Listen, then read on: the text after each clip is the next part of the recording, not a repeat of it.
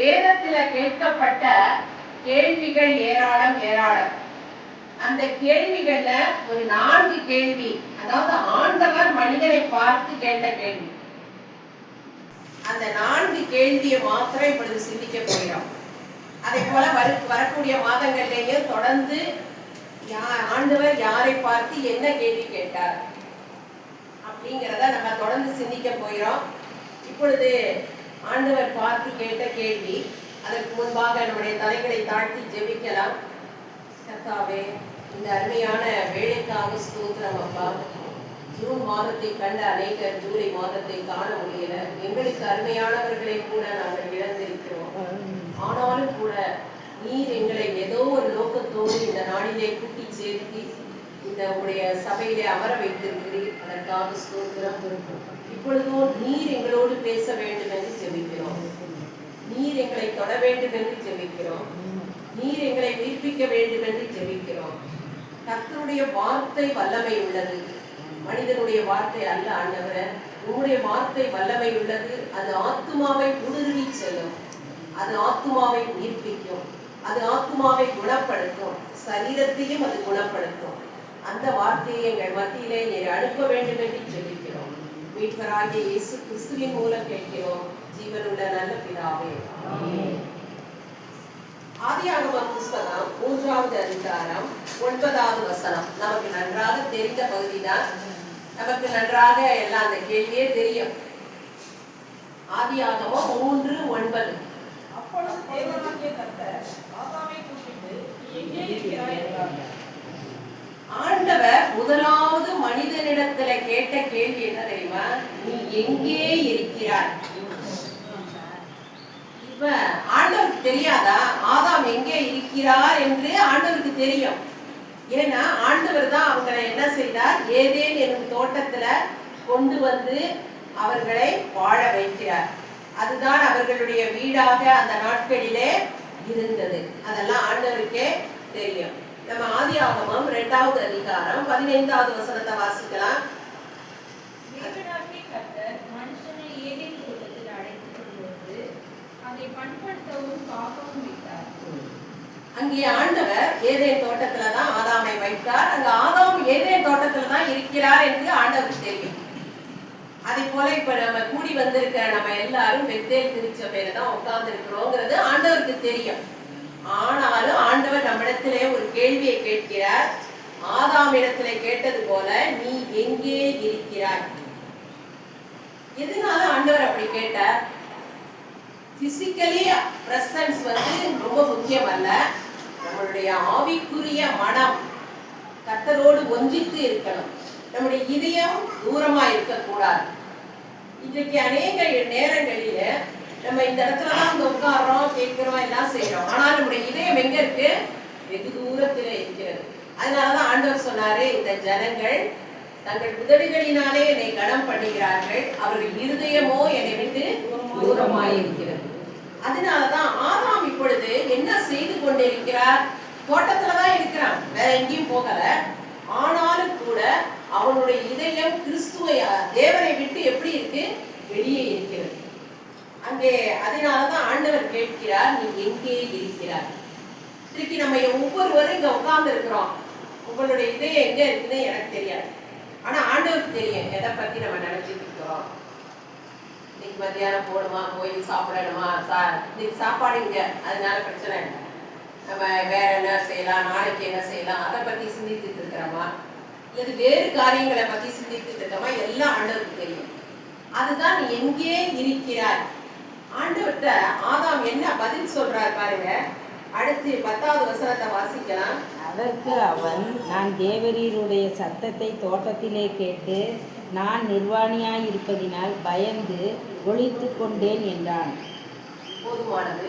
அங்கே ஆதாம் கொடுக்கிற பதில் 2 காரியம் ஆதாம் செய்கிறார். என்ன? அவருக்கு இப்ப என்ன வந்திருக்கு? வெட்கம் வந்திருக்கு. அடுத்தது பயம் வந்திருக்கு. 2 காரியம். ஒரு மனிதன் கர்த்தரை விட்டு பின் வாங்கும் போது, கர்த்தர் சொன்ன காரியத்தை செய்யாமல் வேறு காரியத்தை செய்யும் போது, சத்ருவின் ஆலோசனைக்கு இடம் கொடுக்கும் போது நமக்குள்ளாக என்ன வரும்? பயம் வரும், வெட்கமும் வரும் கூடவே. நம்ம வெட்கப்படுவோம், கர்த்தரிடத்துல போவதற்கு வெட்கப்படுவோம், பேசுவதற்கு வெட்கப்படுவோம். சிறு பிள்ளைகள் எல்லாம் பாத்தீங்கன்னா என்ன செய்வாங்கன்னா, பெற்றோர் சொல்லியிருப்பாங்க ஒரு காரியத்தை செய்யாதேன்னு, ஆனா செய்துட்டா அவங்க என்ன செய்வாங்க தெரியுமா? அப்பா அம்மா இடத்துல வந்தாலும் ஓடி போய் ஒளியறதுக்கு தான் பார்ப்பாங்களே ஒழிய நேரா வந்து நிக்க மாட்டாங்க. சில பேர் பேசுறத பாத்தீங்கன்னா முகத்துக்கு முகமே பேச மாட்டாங்க, அந்த பக்கம் திரும்பிக்கிட்டு அவங்க பதில் கொடுப்பாங்க. இதெல்லாம் எதை காட்டுகிறது? அவங்களுக்கு நேருக்கு நேரா பேச அவங்களுக்கு வெட்கமா இருக்கு.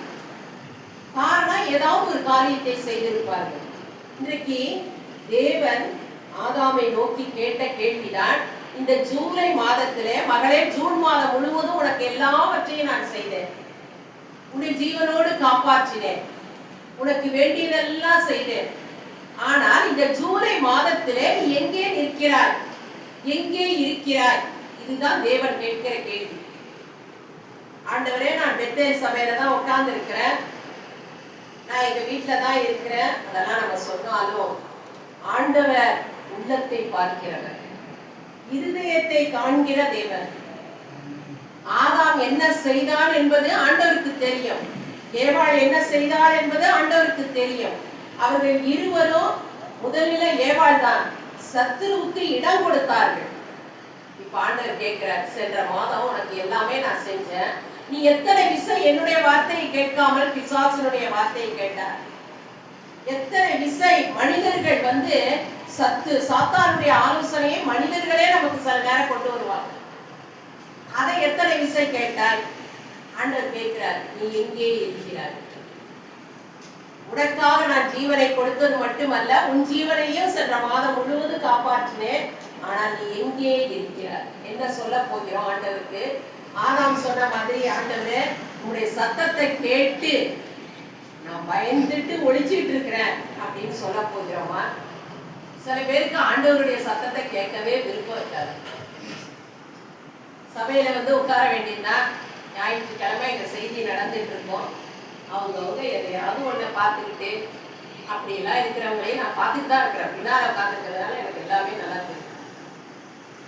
இந்த தேவனுடைய சத்தத்தை கேட்க ஆதாமுக்கு விருப்பம் இல்லாம போயிட்டு, அதுக்கு முன்னாடியே அந்த குளிர்ச்சியான வேளையிலே தேவனுடைய சத்தத்தை கேட்டா என்ஜாய் பண்ணலாம்.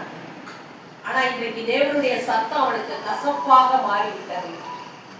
அநேக நேரங்கள்ல ஆவிக்குரிய காரியங்கள்லாம் கசப்பா மாறிடும் விசுவாசிகளுக்கு. எப்ப தெரியுமா? சத்துருக்கு இடம் கொடுக்கும் போது, சத்துரு கொடுக்கிற ஆலோசனையின்போடு படி செய்யும் போது. ஆண்டவர் ஒண்ணுமே கேட்கல ஆதாம்கிட்ட, விசுவாசுக்கு இடம் கொடுத்தியா, என்ன செஞ்சா, அதெல்லாம் கேட்கல. ஆனா ஆண்டவர் என்ன எதிர்பார்க்கிறார்? ஆதாம் வாயிலிருந்தே எல்லா பதில்களும் வரணும்னு. தேவன் உங்களிடத்துல என்னிடத்துல அதைத்தான் எதிர்பார்க்கிறார். ஜூன் மாதத்துல நான் என்னெல்லாம் ஆண்டவருக்கு பிரியமில்லாததை செய்தேன், இப்ப எங்க நின்றுட்டு இருக்கிறேன்? அவருடைய சத்தத்தை நான் கேட்டனா? ஆண்டவர் முதல்லயே சத்தமாக சொன்னார்.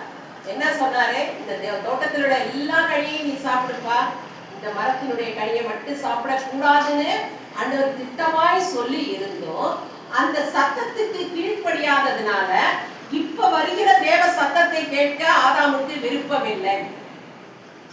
என்றைக்கு தேவன் நம்மோடு பேசுகிற ஒரு சத்தத்திற்கு கீழ்ப்படியலையோ, அதன் பிற்பாடு அவருடைய சத்தத்தை கேட்பதற்கே நமக்கு விருப்பம் இல்லாம போயிடும்.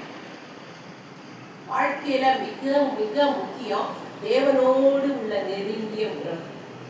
உங்களுக்கும் எனக்கும் தனிப்பட்ட உறவு இருக்கிற மாதிரி தேவனுக்கும் நமக்கும் ஒவ்வொருவருக்கும் தனிப்பட்ட உறவு இருக்கணும். எத்தனை பேர் அதை மெயின்டைன் பண்றோம்? எத்தனை பேர் அதை அலட்சியப்படுத்துறோம் தெரியுமா?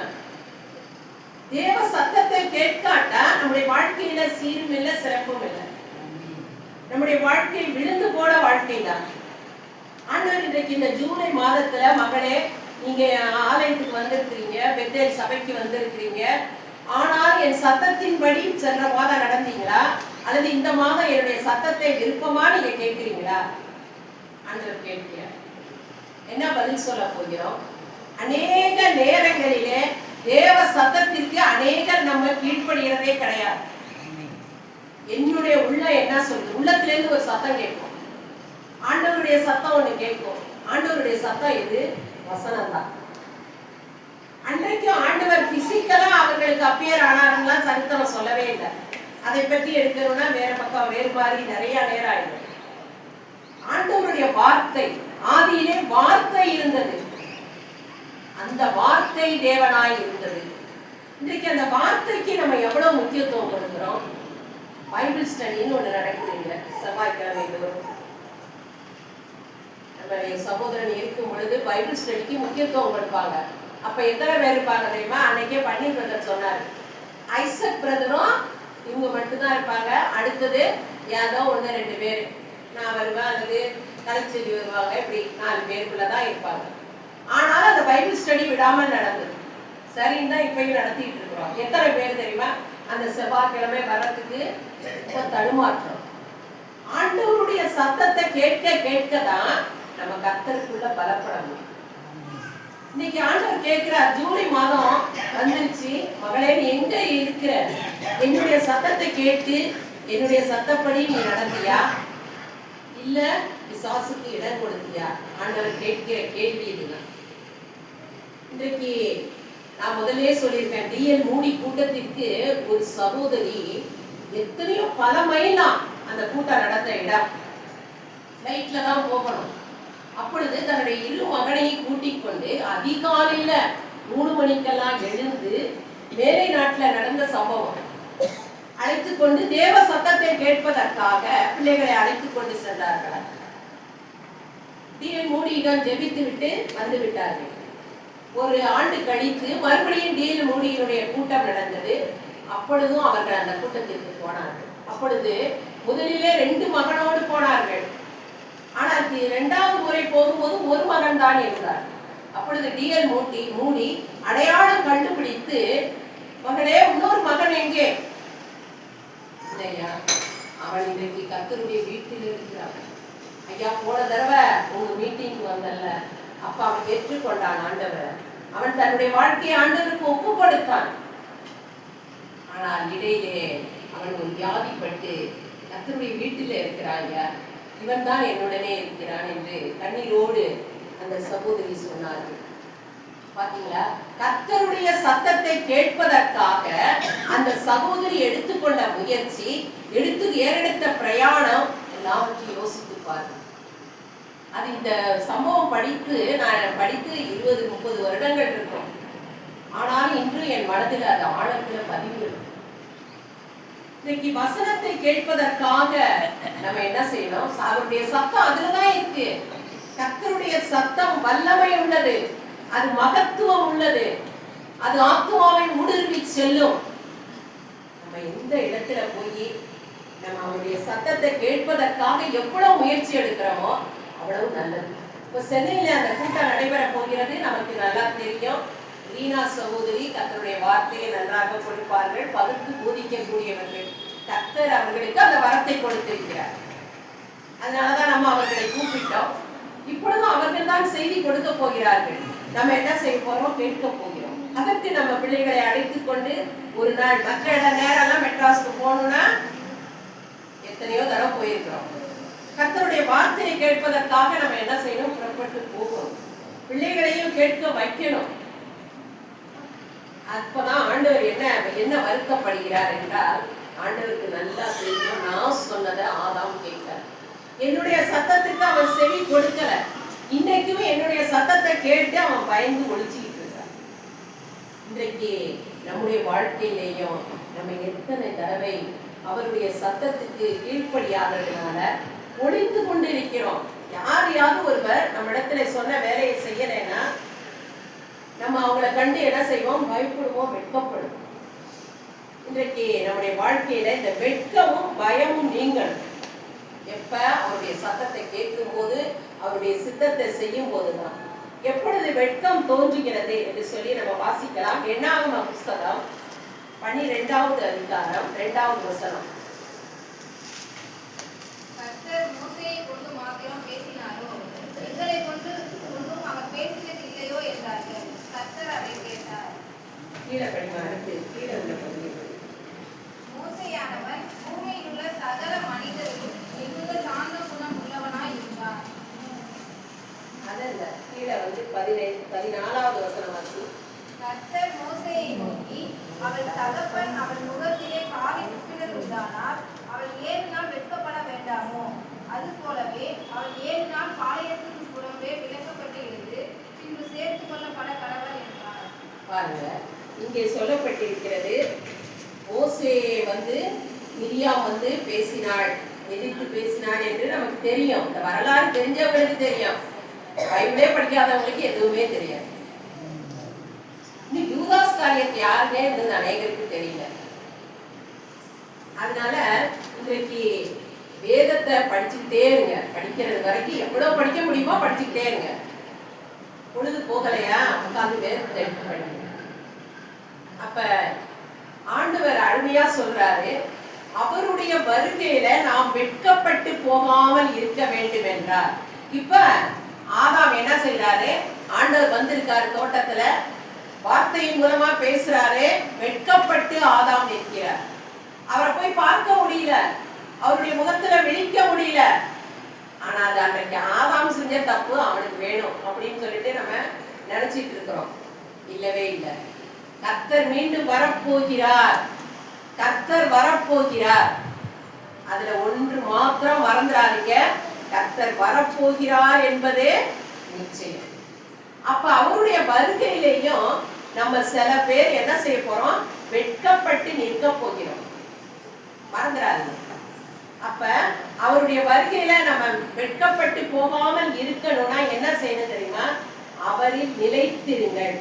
1 யோவான் எடுத்து வாசிப்போம். அந்த 2வது அதிகாரம் 28வது வசனத்தை வாசிக்கலாம் சீக்கிரமாக.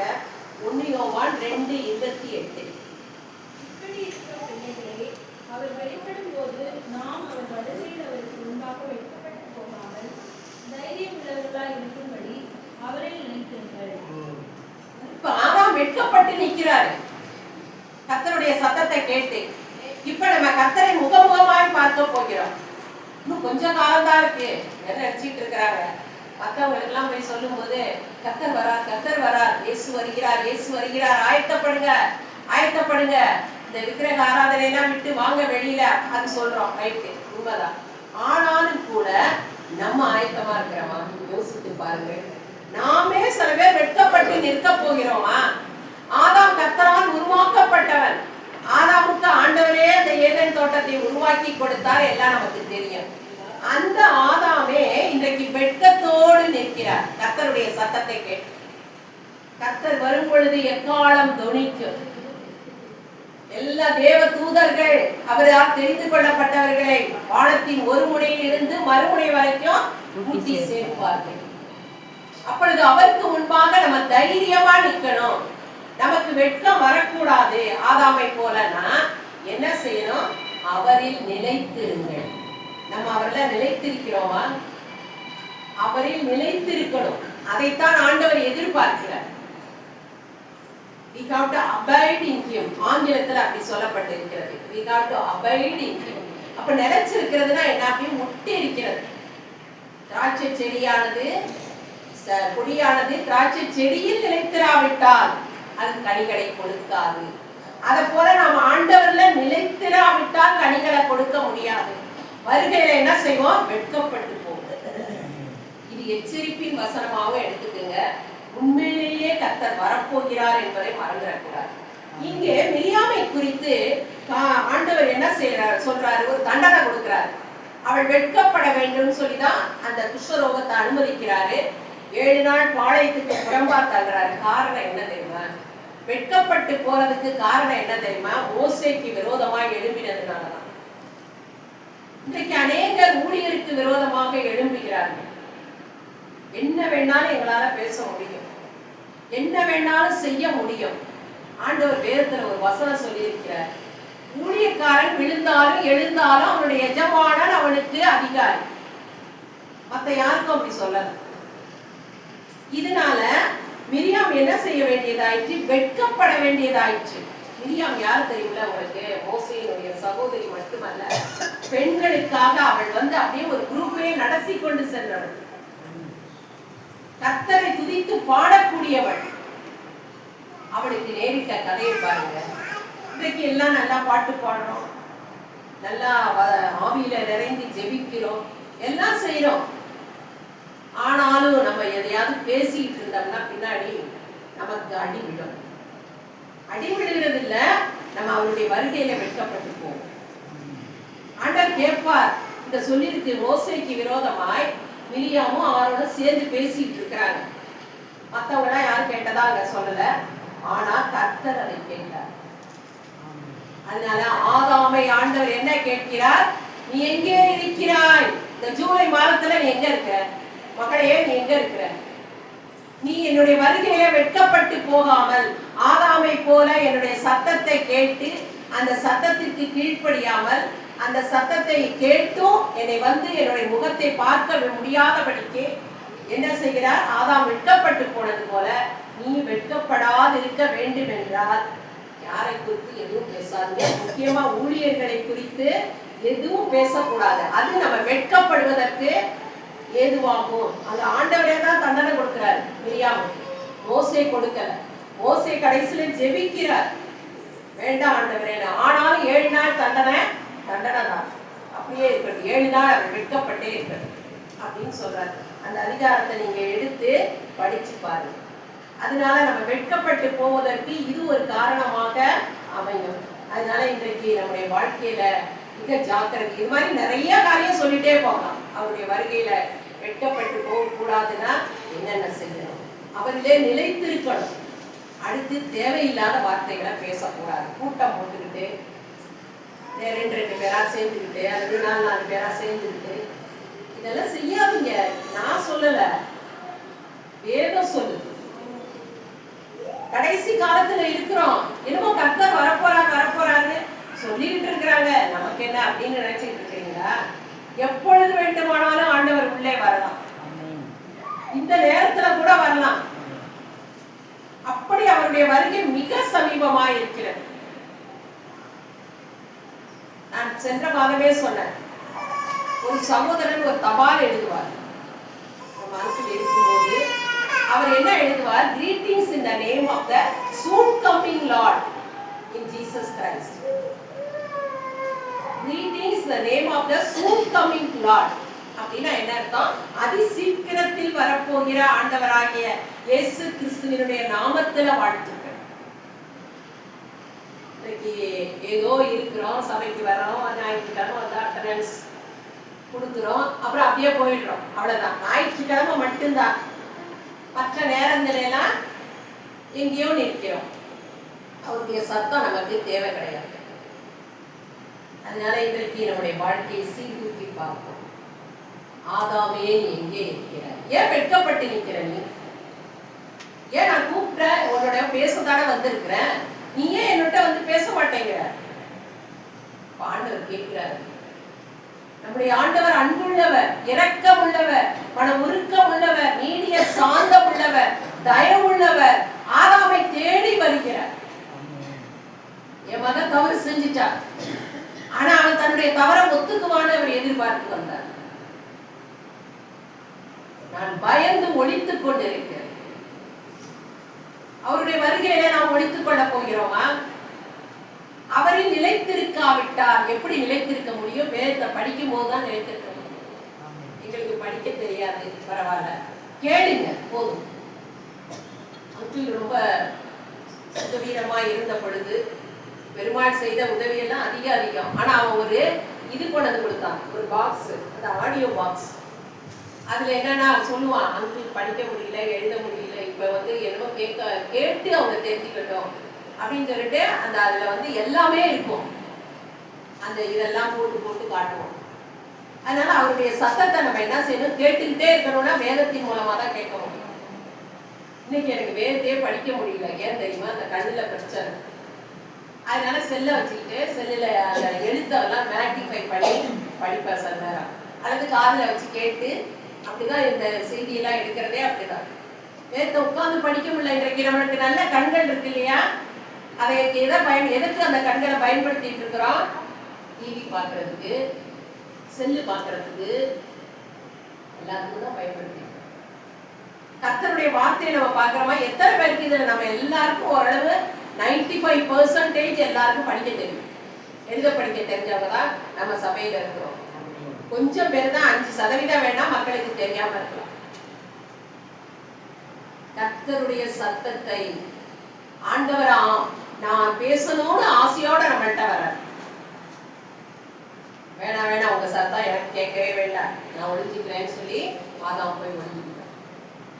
அவன் வெட்கத்தோடு நிற்கிறான். இன்றைக்கு அவருடைய வருகையின் சத்தம் கேட்டுக்கொண்டிருக்கிறது. எல்லாம் அவருடைய வருகையை அறிவிக்கிறது.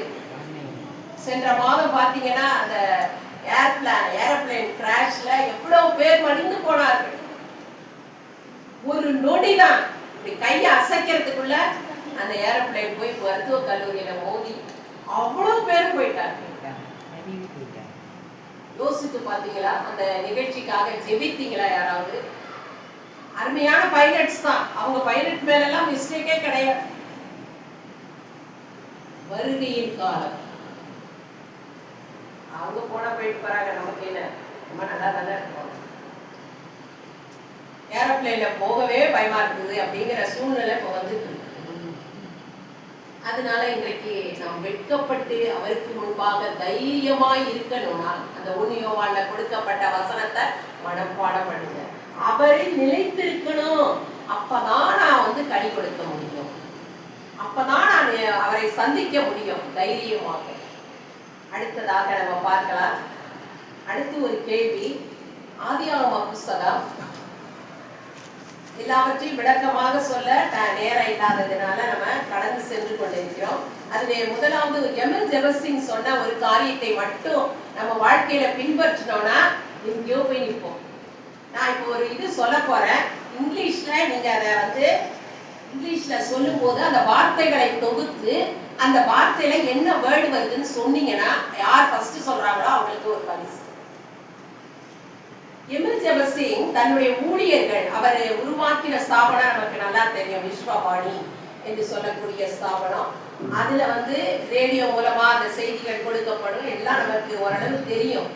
ஆனா அவர் என்ன சொன்னார் என்றால், எல்லாவற்றிற்கும் இயேசுவையே நான் நம்புவேன். எல்லாவற்றிற்கும் இயேசுவையே நான் நம்புவேன். விசுவாசுக்கு இடம் கொடுத்ததுனாலதான் ஆதாம் வெட்கப்பட்டிருந்தான். ஆனா எம்எல் ஜெபசிங் சொல்லிக் கொடுத்த, தன்னுடைய ஊழியருக்கு சொல்லிக் கொடுத்த மந்திரம் இதுதான், எல்லாவற்றிற்கும் நான் இயேசுவையே நம்புவேன். அப்ப அந்த ஆங்கிலத்துல அவர் என்ன சொல்றாருன்னா, for all I trust him. இந்த for all I trust himங்கிற வார்த்தைய எப்படி நம்ம சொல்லலாம்? ஷார்ட்டா சொல்லுங்க பாப்போம். யாருக்காவது for all I trust him அதுல ஒரு வார்த்தையை உருவாக்குங்க. இங்கிலீஷ் வார்த்தை தான், தமிழ் கிடையாது. எல்லாவற்றிற்கும் நான் இயேசுவையே நம்புவேங்கிறதா தமிழ்ல அந்த மந்திரம். ஆனாலும் கூட அவர் என்ன சொல்றாருன்னா, for all I trust him. அது என்ன தெரியுமா? அந்த for f எடுக்கணும், முதல் எழுத்து. ஆல்ங்கிறதுல a, இரண்டாவது எழுத்து. faith யார் சொன்னா? நீ சொன்னியா? சரி, உனக்கு கைத்தட்டி எல்லாம் கிரேஸ்க்கு வெரி குட். உனக்கு அப்புறம் போறப்ப ஒரு பிரைஸ். அடுத்து for all I trust him. இதுதான் எம்எல் ஜெபசிங் சொல்லி கொடுத்தது. அதனாலதான் இன்றைக்கு வரையில அந்த ஸ்தாபனம் பயங்கரமா இயங்கிக் கொண்டிருக்கிறது. நம்முடைய லதா சகோதரி கூட டெல்லியில இப்பொழுது இருக்கிறார்கள். அவர்களை பார்க்க போகிறேன்ல, அவங்க கூட அந்த விஸ்வவாணியில தான் இருக்கிறாங்க, ஊழியம் பார்த்துட்டு இருக்கிறாங்க. எம்எல் ஜெபசிங் அந்த இதுலதான் for all I trust him, faith. இதுதான் உண்மையான விசுவாசம். விசுவாசம்னா ஏதோ எனக்கு தெரியும் ஏசாமிய, நானும் ஏசாமிய ஏத்துக்கிட்டு இருக்கிறேன், அதுவல்ல. அதுவும் விசுவாசம் தான். ஆனா உண்மையான விசுவாசம் என்னன்னா, எல்லாவற்றிற்கும் நான் இயேசுவையே நம்புவேன். அவருடைய வருகையில நம்ம வெட்கப்பட்டு போகாம இருக்கணும்னா நம்முடைய விசுவாசம் உறுதியா இருக்கணும்.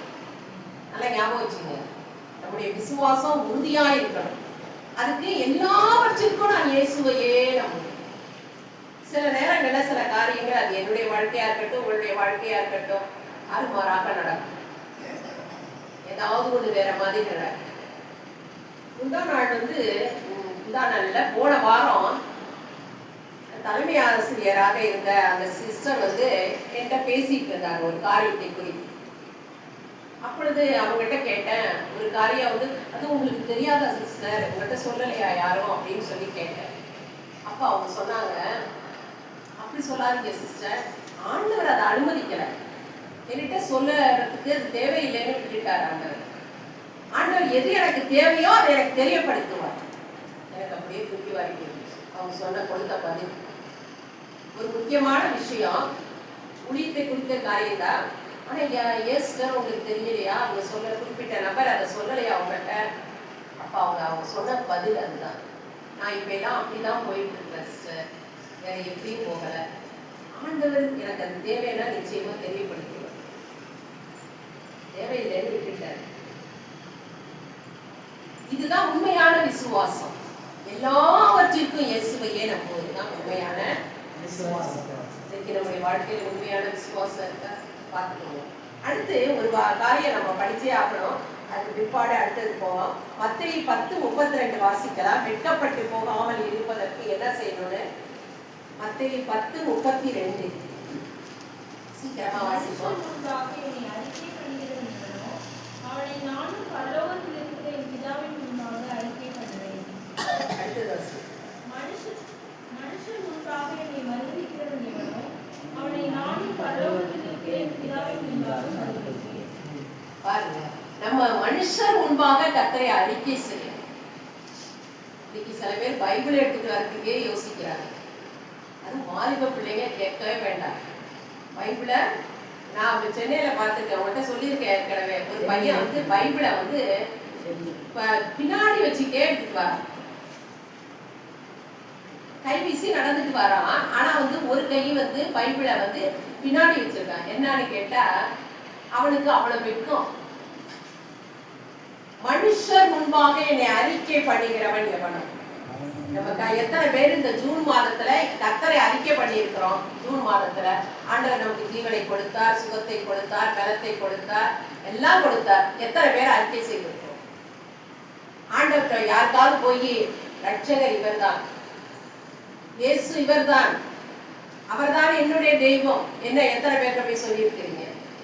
கை தூக்குங்க பார்ப்போம். எத்தனை பேர்கிட்ட சொல்லியிருக்கிறீங்க ஆண்டவரை பத்தி? பாருங்க, 1 2 3 4 5 6 7 இவங்கதான் சொல்லியிருக்காங்க, மற்றவங்களாம் சொல்லல. மனுஷர் முன்பாக என்னை அறிக்கை செய்யணும்னு ஆண்டவர் எதிர்பார்க்கிறார். அப்பதான் நான் பரலோகத்தில் இருக்கிற என் பிதா முன்பாக நம்ம எல்லாரும் நிக்க போறோங்க. ஆண்டவர் சொல்லுவார், இவள் என்னுடைய மகள் என்று. எப்ப சொல்லுவாரு? அறிக்கை செய்திருந்தாங்க. அதை மறுதளிக்கிறது சில பேரு. எவ்வளவோ பெரிய ஆழ்ந்த விசுவாசத்துல இருப்பாங்க, ஆனா ஒரு பெரிய கூட்டமோ ஏதோ ஒண்ணு வந்துட்டா என்ன செஞ்சிருவாங்க? இயேசுவெல்லாம் நான் வணங்க மாட்டேன், பேதுருவே அப்படி செஞ்சாரு, நம்மளாம் ஏமாத்துறோம். ஒரு சமயம் சாது சுந்தர் சிங் அவர்களிடத்துல ஒரு மனிதர் வருவார். ராத்திரி வேளையில தான் வருவாராம். 2 மணி 1 மணி இப்படிதான். இப்போ சாது சுந்தர் சிங் கேட்டாரா, ஏன்பா என்னை தேடி நான் நிறைய இடத்துல பேசிட்டு இருக்கிறேன், கூட்டம் போட்டிருக்கிறேன், நீ ஏன் என்னை தேடி ராத்திரியில வர? இல்லைங்க ஐயா, என்னை யாரும் பார்க்கக்கூடாது, நான் இயேசுவை பின்பற்றுறேன்றது யாருக்கும் தெரிஞ்சிடக்கூடாது, அங்கதான் உங்கள்கிட்ட வந்து இயேசுவை பத்தி தெரிஞ்சுக்கிறதுக்கு இப்ப வர்றேன் அப்படின்னு சொன்னா. சரி, ஒரு நாள் சொல்லி என்ன கொடுத்தாரா? அப்புறமா அவர் சொன்னாரா, பா நீ தேடி வருகிற அந்த இயேசு உனக்காக அவமானங்களை சகித்தார், உனக்காக நிந்தையை சுமந்தார், உனக்காக சிலுவையிலே அடிக்கப்பட்டார், உனக்காக அவர் நொறுக்கப்பட்டார், உனக்காக அவர் துன்பப்பட்டார். அவர் அப்படி நினைக்கலையேப்பா, எல்லாருக்கும் முன்பாகத்தான் அவர் அப்படி நடந்து கொண்டார். நீ ஏன் இப்படி நினைக்கிறேன்னு சொன்ன உடனே அவன் என்ன செஞ்சானா, அவருடைய கண்களே கலங்கியதான்.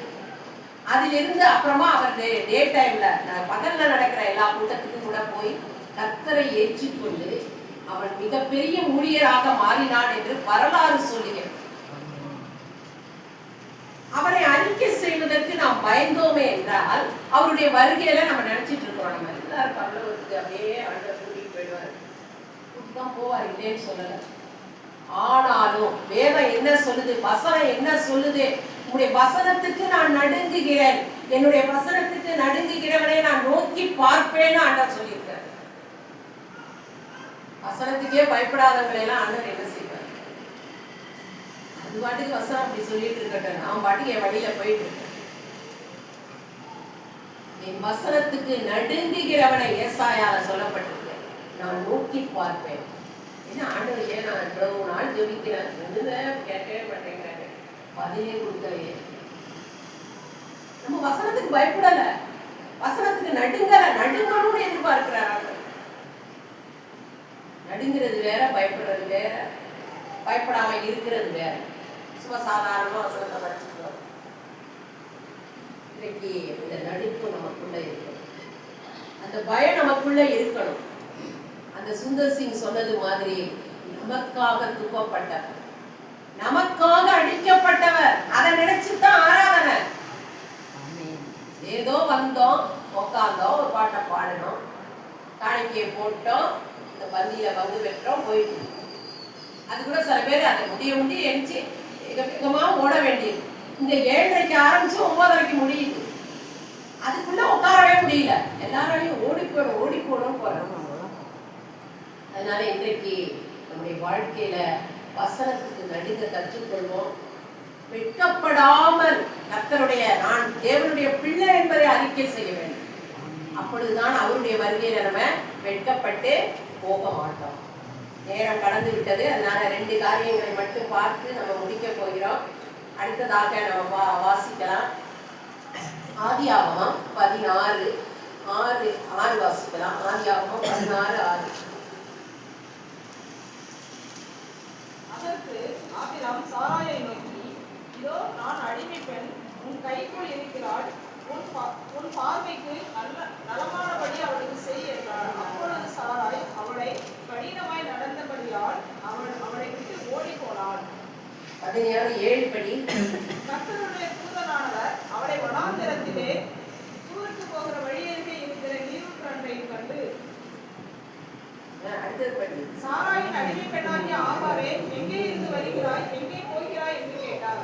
அவள், நான் என் ஆட்சியாராகிய சாராளை விட்டு ஓடி போகிறேன் என்றாள். அப்பொழுது கர்த்தருடைய தூதனானவர், நீ உன் ஆட்சியார் அண்டைக்கு திரும்பி போதும். இங்க ஒரு கேள்வி ஆண்டவர் ஆகாரை பார்த்து கேட்கிறார். என்ன கேட்கிறார்னா, எங்கே இருந்து வர்ற, எங்க போற? இன்னைக்கு நிறைய பேர் இருக்குதான், எங்க போறோனே தெரியாது, ஊரை சுத்திட்டு வருவாங்க. எங்கே இருந்து வர்றோன்றதும் தெரியாது, அவங்க பாட்டுக்கு ஏதோ போவாங்க. வீடு வீடா போறவங்க எல்லாம் நிறைய பேர் இருக்காங்க. சகோதரிகளை தான் அது மெயினா, வீடு வீடா போய் கதை பேசுறது. எங்க வீட்டு கதை இது, உன் வீட்டு கதை இது அப்படின்னு கேட்கு. ஆகார் என்ன செய்கிறாள்னா, ஆகார் ஓடி போனதுல ஒரு வகையில நியாயமும் இருக்கு. ஆனாலும் ஆண்டவர் என்ன செய்கிறார், ஆகாரை கண்ணோக்கி பார்க்கிறார். ஏன்னா ஆகாருக்காக ஆண்டவர் பரிதவிக்கிறார். இதெல்லாம் முன்குறிக்கப்பட்ட காரியங்கள். அதனால ஆகார்ட்ட ஆண்டவரே பேசுறார், நீ எங்கே இருந்து வருகிறார்? அதுக்கு ஆகார் பொய் சொல்லி இருக்கலாம், எங்க இருந்தாலும் வரேன்னு. ஆனா ஆகார் உண்மையை சொன்னார். நீங்க யோசித்து பாருங்க, அந்த வேதத்துல எடுத்து பார்த்தீங்கன்னா, நான் என் நாச்சியாராகிய சாராயை விட்டு ஓடி போகிறேன். நாச்சியார்னு இதுல இருக்கு தமிழ்ல, இங்கிலீஷ்ல மிஸ்ட்ரஸ். என்னுடைய எஜமாட்டியாகிய சாராயை விட்டு ஓடி போகிறேன். அழகாக சொல்லப்பட்டிருக்கிறது ஆங்கில வேதாகமம். என் எஜமாட்டியாகிய சாராயை விட்டு நான் ஓடி போகிறேன். இன்னைக்கு நம்மள ஆண்டவர் எங்க இருந்து வர அப்படின்னு சொல்லி கேட்டா ஆயிரக்கணக்கான பொய்ய சொல்லுவோம். சில பேர் எங்க வீட்டுக்கு வருவாங்க, பாக்குறதுக்காக வருவாங்க. இப்ப முற்றில் நட இருக்கிற காலத்திலேருந்து நடக்கிறதுதான் சொல்றேன். அப்ப எங்க போயிட்டு வரீங்க சிஸ்டர், எங்க போயிட்டு வரீங்கன்றதுன்னு கேட்டா அதுக்கு ஒரு பொய்ய சொல்லுவாங்க. ஆனா அவங்க அங்கிருந்தே வந்திருக்க மாட்டாங்க, வேற எங்கேயாவது போயிட்டு வந்திருப்பாங்க. அதை சொல்றதுனால ஒன்றும் நஷ்டம் வரப்போறது இல்லை, ஆனாலும் அந்த பொய்ய சொல்லுவாங்க. அப்புறமா அந்த பொய் எப்படியாவது வந்து அடுத்த நாளோ அதுக்கு அடுத்த நாளோ இவங்க இந்த பிரதர் இங்க போனாங்க, இந்த சிஸ்டர் இங்க இருந்து வராங்கன்றது தெரிஞ்சிடும். ஏன்னா ஆண்டவர் ஊழியக்காரருக்கு எதையும் மறைக்கவே மாட்டார், அதை மட்டும் ஞாபகம் வச்சு. அது போல இங்க ஆண்டவர் கேட்கிறார் ஆகார்ட்ட, ஆகாரே எங்கே இருந்து வர? ஆண்டவர் தெரியும் சாராளை விட்டுதான் ஓடி வரான்னு, தெரியாதது இல்லை. ஆண்டவர் நம்ம வாயிலிருந்து உண்மையை வரவழைக்கணும்னு எதிர்பார்க்கிறேன். இன்னைக்கு எத்தனை பேர் உண்மையை பேசிட்டு இருக்கோம்? எத்தனை பொய்ய சர்வசாதாரணமா சொல்லிட்டு இருக்கிறோம். எத்தனையோ பொய்களை நம்ம சொல்றோம் வாழ்க்கையில, சர்வசாதாரணமா சொல்லிட்டு இருக்கோம். ஆனா ஆண்டவர் எதிர்பார்க்கிறது என்ன தெரியுமா? அங்க ஆண்டவர் கேட்கிறார் ஆகார்ட்ட, அவன் உண்மையை பேசுறார். அப்படி ஒரு எகிப்து தேசத்தை பெண் தான், கர்த்தரை வழிபடுகிறவர்களாம் இல்ல, ஆனா உண்மையை பேசுறார். நான் இந்த மாதிரி என் சாராளை விட்டு நான் ஓடுறேன், எஜமாட்டியை விட்டு ஓடுறேன்னு சொல்றாங்க.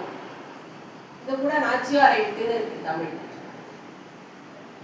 நம்முடைய வாழ்க்கையில நம்ம எங்க ஓடிட்டு இருக்கிறோம், எங்கே இருந்து வந்துகிட்டு இருக்கிறோம், எல்லாத்தையும் ஆண்டவர் அறிவார்.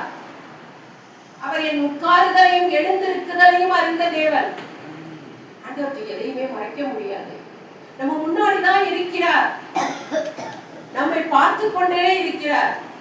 நம்மை விசாரிக்கிற தேவன் மட்டுமல்ல, நம்மை அறிந்திருக்கிற தேவன்.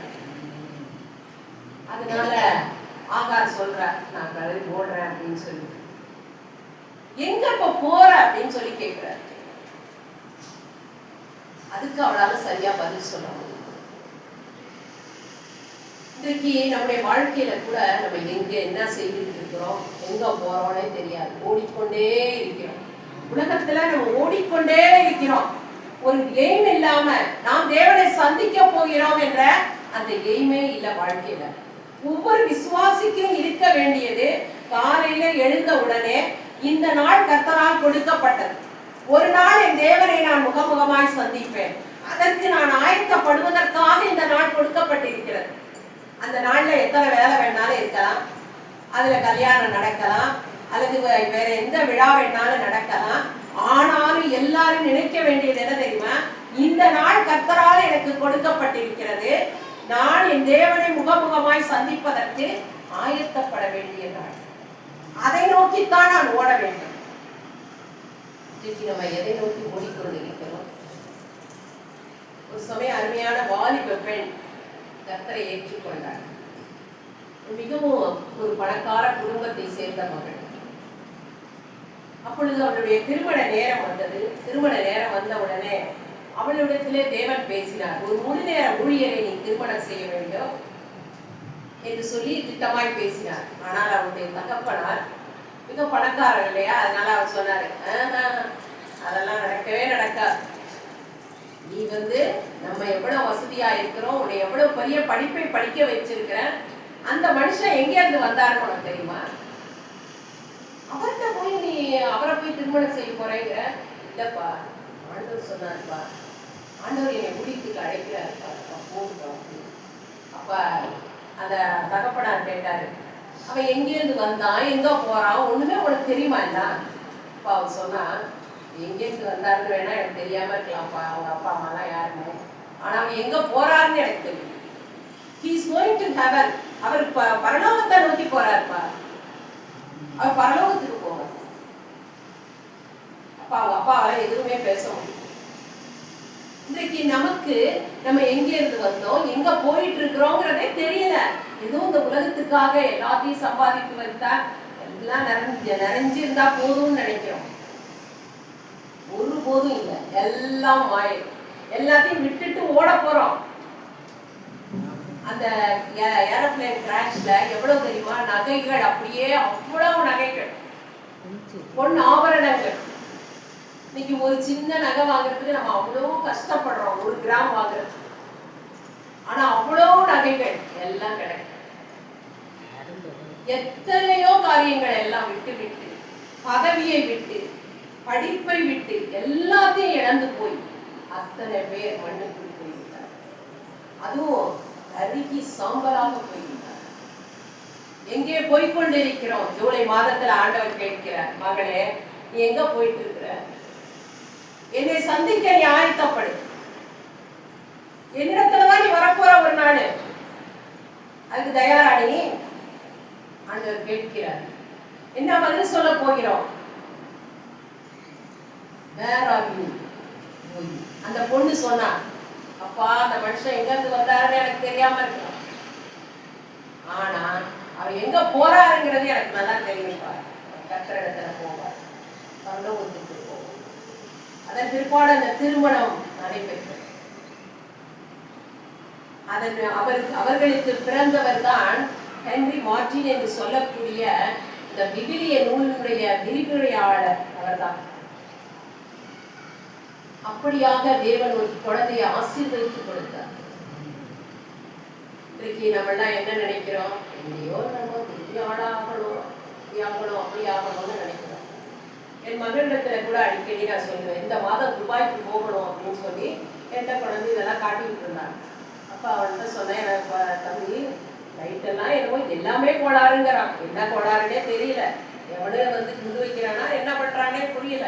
நீ எதுக்கு இப்படி அலைஞ்சிக்கிட்டே தெரியல? ஏன்னா லண்டன் ஹாஸ்பிட்டல் துபாயில இருக்கு, அங்க போய் ஒரு வாரம் ட்ரைனிங் எடுக்கணும், அங்க போய் உள்ள பேஷண்ட்ஸை பார்க்கணும்னு கட்டளை கொடுத்துருந்தாங்க. அதை நீ எப்படி செஞ்சுதான் ஆகணும். சொன்னா எல்லாமே அப்படிலாம் ஆகாதுமா, ஆகாது மாமி, நீங்க வந்து திருப்பி பத்திரமா வருவேன், கத்தர் கூட இருப்பா, நீங்க ஜோம் பண்ணுங்க. ஏன் அவள்கிட்டே சொல்லுவேன், எதுக்கு இப்படி அலையணும், வேண்டாம், நீ பேசாம இந்திய தேசத்திலேயே வந்து கத்தருக்காக எதையா செஞ்சுட்டு ஒரு வேலையை பாருன்னு நேற்று வரையும் சொல்லிட்டு இருந்தேன்.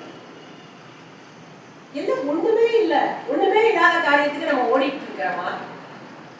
எங்க போறோம்னு மறந்துட்டு எதுக்கு நம்மளை எல்லாம் ஆண்டவர் விலையேறப்பட்ட ரத்தத்தால் கழுவி சுத்திகரித்து அத்தனை பேருக்கு இந்த பக்கத்துல உள்ளவங்களுக்கு அந்த பக்கத்துல உள்ளவங்களுக்கு எல்லாம் கிடைக்காத வாக்கியத்தை கொடுத்து நம்மளை அவருடைய பிள்ளையாக மாற்றி உட்கார வைத்திருக்கிறார். நாம் அவரை சந்திப்பதற்கு ஆயத்தப்பட வேண்டும் என்பதற்காக. அவருடைய வருகையிலே நாம் வெட்கப்பட்டு போக கூடாது, தைரியம் உள்ளவர்களாய் நிற்க வேண்டும். எங்கே போகிறார்? ஆகார பார்த்து ஆண்டவர் கேட்கிறார். ஆனாலும் ஆண்டவர் ஆகாரத்தை சொல்றாரு, மகனை திரும்பி பாருங்க. உண்மையிலேயே வேற யாரும் நாங்க சாராள் கூட அப்படி செஞ்சிருப்பாங்களான்னு சொல்ல முடியாது. ஆகார் ஒரு எகிப்து தேசத்தின் பெண்ணாக இருந்தால் ஆண்டவருடைய சத்தத்தை கேட்டு உடனடியாக திரும்பி செல்கிறார். நம்ம செய்வோமா? ஆண்டவர் சத்தம் கேட்டுட்டு தான் இருக்கும், ஆனாலும் சில காரியங்களை விட்டுவிட நமக்கு மனசே வரல. ஆண்டவர் தொடர்ந்து பேசிக்கிட்டே தான் இருப்பாரு. ஆனா ஆகார் என்ன செய்கிறார்? உடனடியாக போகிறார். எனக்கு நான் ஆகார் வரலாறு நிறைய தடவை படிச்சிருக்கிறேன். இந்த தடவை படிக்கும் போது வித்தியாசமா இருந்தது. ஆண்டவரே, ஆகார் நீங்க சொன்ன உடனேயே உடனே போறாரு. ஆண்டவர் சத்தத்தை கேட்டு உடனே கீழ்ப்படிஞ்சு போறாரு. அதனாலதான் இன்னைக்கும் அந்த சந்ததி இருக்கிறது. ஆண்டவர் சொல்லிட்டாரே, உன்னை கொண்டு ஒரு பெரிய சந்ததியை உருவாக்க போறேன். அன்னைக்கு ஆகார் கீழ்ப்படியாம ஒருவேளை வேற ஏதாவது நான் இனிமே சாராட்ட போறதாவது வரதாவது அதெல்லாம் வேண்டவே வேண்டாம் போயிருந்தால் இன்றைக்கு அந்த சந்ததி இருந்திருக்காரு. ஒரு கீழ்ப்படிதல். ஆண்டவர் சத்தம் அன்னைக்கு ஆகார் ஒழித்து கொண்டார் சத்தத்தை கேட்டு. ஏன்? அவருக்கு கீழ்ப்படியில அவரு, அதனால ஒழித்து கொண்டார், வெட்கப்பட்டார். இன்னைக்கு ஆகார் தைரியமா நிற்கலாம். ஆண்டவர்கிட்ட போய் ஆண்டவர் சொன்ன உடனே திரும்பி போனார். நான் இந்த வரலாறை படித்த பொழுது எனக்கே அந்த வசனம் தொட்டது. எப்படி ஆகார் ஆண்டவர் சொன்ன உடனேயே திரும்பி போறாங்க. இன்னைக்கு நம்முடைய வாழ்க்கை எப்படிப்பட்டதாக யோசித்து பாருங்கள். எத்தனையோ காரியங்களை கேட்கிறோம், எத்தனையோ ஆராதனையில பங்கு பெறுகிறோம், எல்லாம் செய்கிறோம், இல்லைன்னு சொல்றோம். ஆனால் நம்ம எங்க இருந்து வந்தோம், எங்க போயிட்டு இருக்கிறோம் அப்படிங்கிறது நமக்கு தெரியுமா? ஜூலை மாதத்துல நம்முடைய பிரயாணம் எப்படி இருக்கிறது என்று நமக்கு தெரியுமா? யோசித்து பாருங்க. நான் கூட இப்ப அந்த ரிசப்ஷன் 14ஆம் தேதியே வச்சுட்டதுனால 13ஆம் தேதி டெல்லியில மீட்டிங், 14ஆம் தேதி இவ வந்து அம்பிகாபதி என்ன வந்து சொல்லிட்டான், அக்கா நான் அதை ஒண்ணுமே மாத்த முடியாதுக்கா, மாமலை விட்டார் இப்படி சொல்லிட்டாங்க, நான் என்ன செய்யறதுன்னு. அப்போ ஒண்ணுமே செய்யவும் என்னாலையும் ஒண்ணும் சொல்ல முடியல, ஜோம் பண்ணி அனுப்பி வச்சேன். அப்ப எப்படி வர்றது? 13ஆம் தேதி அங்க மீட்டிங்கை முடிச்சு டெல்லியிலேருந்து இங்க வரணுமே, மற்றபடி எல்லா ஏற்பாடும் பண்ணிட்டு போறோம், ஆனாலும் கூட நான் வரணுமே அப்படின்னு சொல்லி இப்போ ஃப்ளைட்ல பணம் போனாலும் பரவாயில்லைன்னு டிக்கெட் போட்டுருக்கு. ஏன்னா ஒரு குடும்பத்திற்காக, ஒரு ஆத்துமாவுக்காக அந்த மாதிரி போட்டு இப்ப நீங்கெல்லாம் ஜோம் பண்ணிக்கிங்க, கரெக்டான டயத்துல ஃப்ளைட் வரணும், எல்லாம் வந்து நாங்க கரெக்டா அந்த ரிசப்ஷனுக்கு வந்து சேரணும் என்று சொல்லி நீங்கெல்லாம் அதுக்காக ஜோம் பண்ணிக்கோங்க. ஏன்னா நம்ம எதுக்காக ஓடிட்டு இருக்கிறோம்? ஒவ்வொரு ஆத்மாவும் கர்த்தரை சந்திக்க ஆயத்தப்படணும். நான் அந்த நாள்ல வரலைன்னா எவ்வளவு வருத்தம் வரும், எவ்வளவு கஷ்டம் அப்படின்னு சொல்லிட்டு அது எல்லாவற்றையும் நஷ்டமும் குப்பையுமாக எண்ணித்தான் இன்றைக்கு அந்த நாளை குறித்து நான் இங்க வந்து சேரணும். உங்கள்கிட்ட தனி ரெக்வஸ்டா கேட்கிறேன், நீங்க அதிகமா ஜோம் பண்ணணும். அந்த நாள்ல 2 ஃபிளைட் வேற அதுல, டெல்லியில இருந்து சென்னைக்கு ஒரு ஃபிளைட்டு, அப்புறம் சென்னையில இருந்து இதுக்கு ஒரு ஃபிளைட் திருச்சி. ஏன்னு கேட்டா அந்த சென்னைக்கு அது ட்ரெயின்ல வந்துடலாம், ஆனா வர முடியாது, 12:30க்கு வருது. அதனால சரி எல்லாரும் உங்களுடைய ஜெபத்துல இதை நினைவு கூறுங்க. இந்த இடையிலேயே நான் அதை சொல்றேன் உங்களுக்கு. அதனால இன்றைக்கு நம்ம எங்க போகிறோம், என்னத்தை கொண்டு வந்தோம், என்னத்தை கொண்டுட்டு போக போறோம். கர்த்தருக்காக எல்லாவற்றையும் நஷ்டமும் குப்பையுமா எண்ணினீங்கன்னா நிச்சயமா பெரிய காரியங்களை ஆண்டவர் வரும்போது இதோ என்னுடைய மகள் வந்திருக்கிறார்னு பிதாவுக்கு முன்பாக நம்மை அறிக்கை செய்வார். நிச்சயமா அது நடக்கும். ஏதோ அவருடைய வருகை இருக்கு அப்படின்னு சொல்லிட்டு இருக்கிறது இல்ல, உண்மையாய் நடக்க போகிறது. இறுதியாக ஒரு காரியத்தை பார்த்து நம்ம முடிக்க போகிறோம். ஏசாயாவின் புஸ்தகம் 6வது அதிகாரம் 2வது வசனம். ஏசாயா 6:1. நிறைய கேள்வி இருக்கு, நம்ம வரிசையாக சிந்தித்துக் கொண்டே வருவோம். இன்னைக்கு நேரம் இல்லை, கட்டாயம். ஏசாயா 6:1 வாசிக்கலாம். உசியா ராஜா மரணமடைந்த வருஷத்தில் ஆண்டவர் உயரமும் உன்னதமுமான சிங்காசனத்தின் மேல் வீற்றிருக்க கண்டேன். அவருடைய வஸ்திர தொங்கலால் தேவாலயம் நிறைந்திருந்தது. 8வது வசனம் வாசிக்கலாம். பின்பு யாரை நான் அனுப்புவேன், யார் நமது காரியமாய் போவான் என்று உரைக்கிற ஆண்டவருடைய சத்தத்தை கேட்டேன்.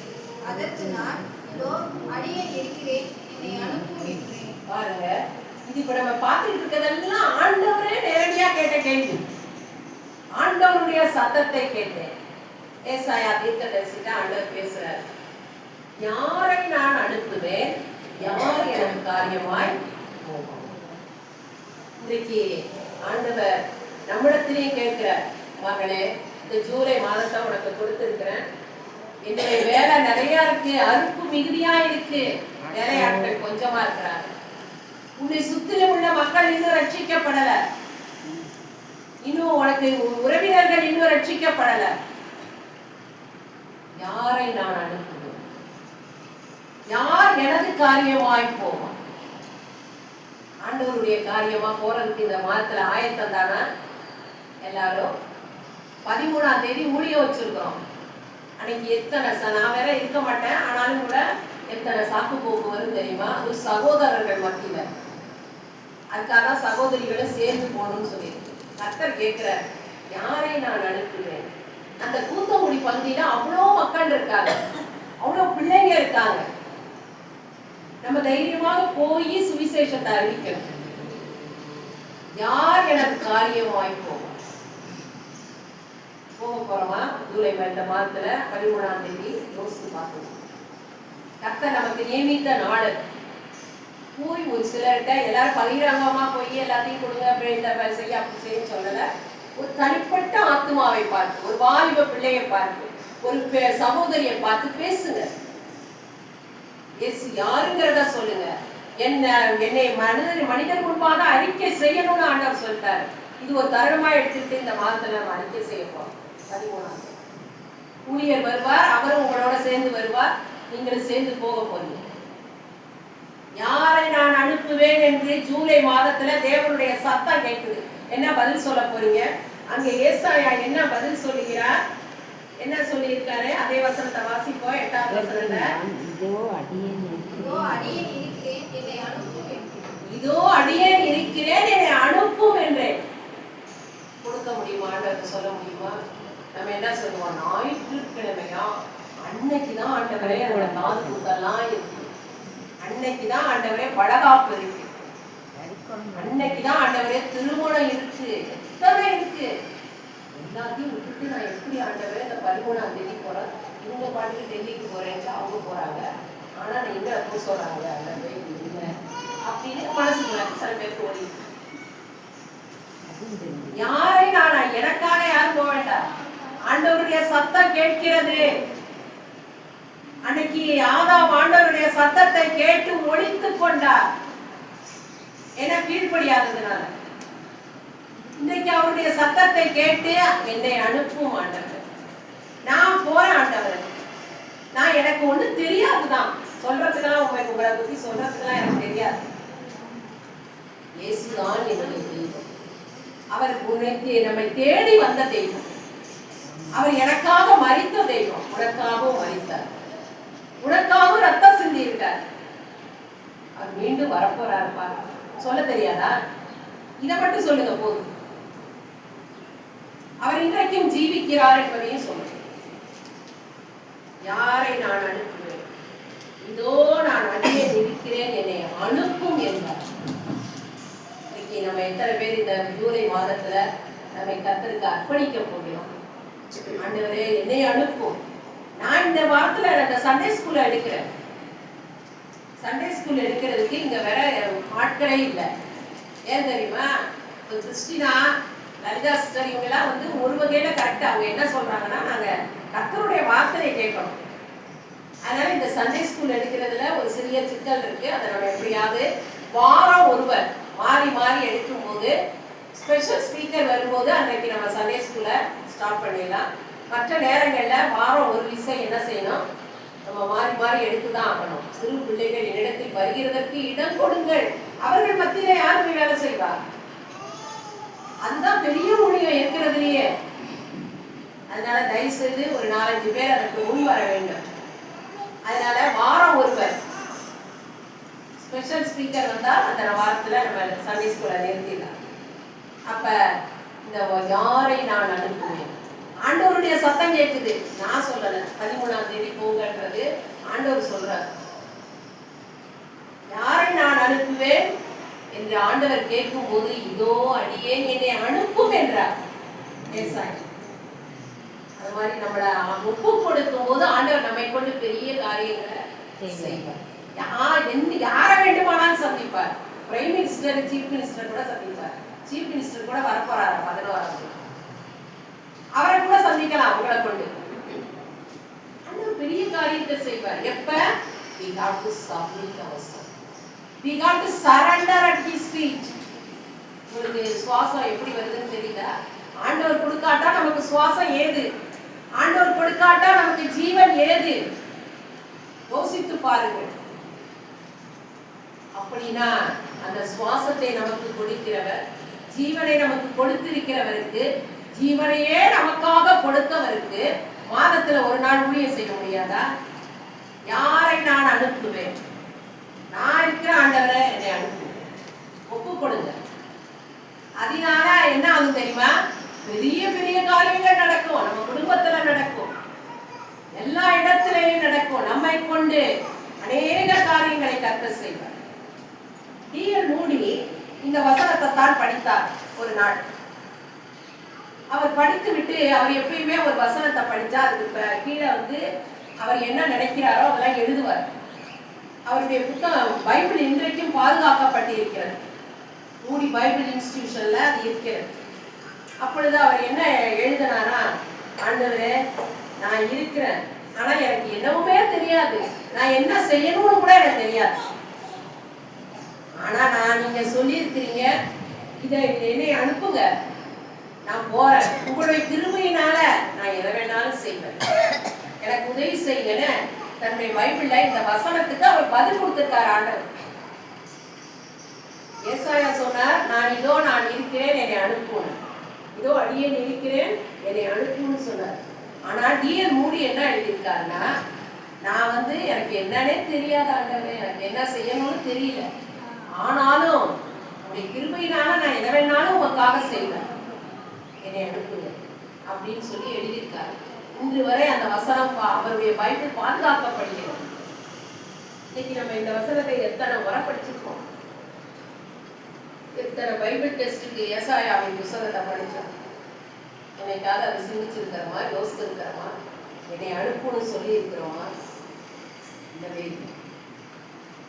அழைப்பு வரும் பொழுது நாம் அதை ஏற்றுக்கொள்ள வேண்டும். என்னிடத்துல ஆண்டவர் நான் வாழ்ந்த நாட்களில இருக்கும் போது ஏன் தைரியமாக நான் இதையெல்லாம் உங்களுக்கு சொல்றேன்னா, நான் என் வாழ்க்கையில அதை கடைபிடித்ததினாலே கர்த்தருடைய சன்னிதானத்திலே நின்று சொல்லுகிறேன். அப்பொழுது ஆண்டவர்கிட்ட நான் சொன்னேன், ஆண்டவரே, என்னுடைய வீட்டிலேயே நான் தான் பலவீனமான ஆளு. எங்க அப்பாவும் அம்மாவும் எனக்கு அவ்வளவு செல்லவனா என்ன ஒரு வேலை செய்ய விட மாட்டாங்க. ஏன்னா அடிக்கடி ஏதாவது ஃபீவர் வரும், ஏதாவது வரும்.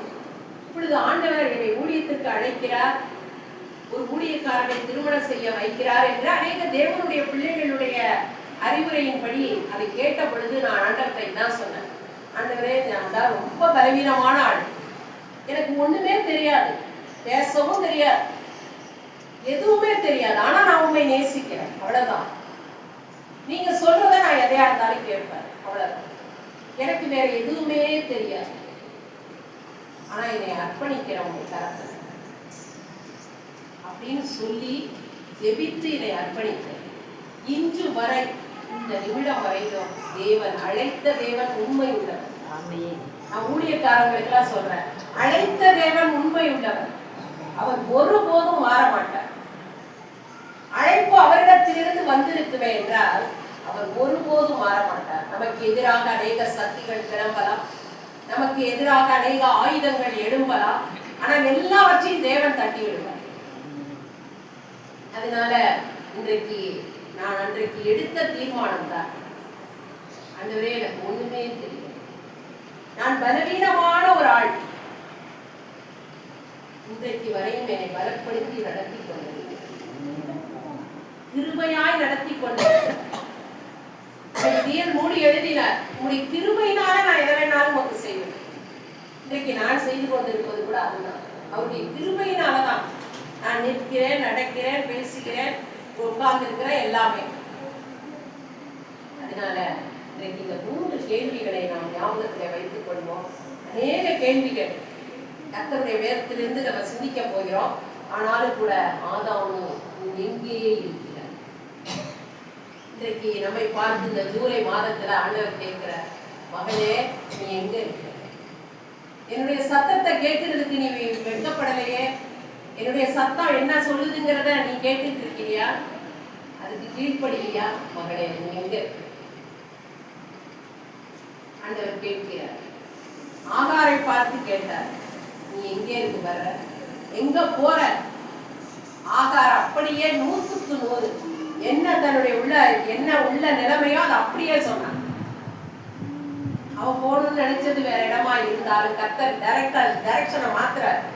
நீ இப்படி போ, திரும்பி போ.